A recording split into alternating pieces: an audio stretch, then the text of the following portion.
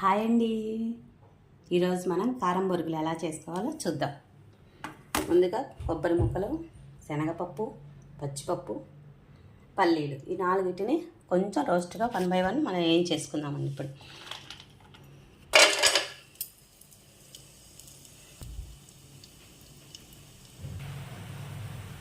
ఇప్పుడు పచ్చిపప్పు, పల్లీలు అన్నీ వేయించుకున్నాక ఇందాక వేయించుకున్న కొబ్బరి ముక్కలు కూడా వేసేసుకున్నాం.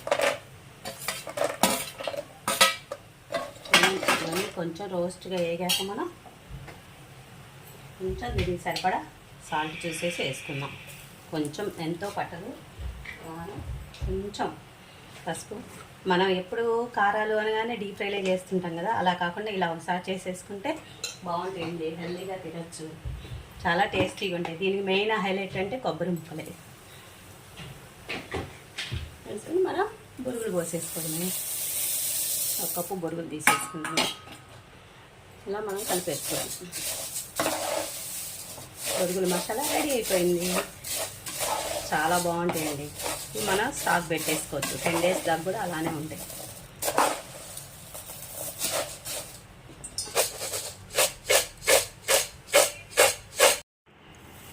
మనం ఇలా చేసుకుని మనం ఒక బాక్స్లో పోసి పెట్టేసుకున్నామంటే 10 or 20 days ఉంటాయండి.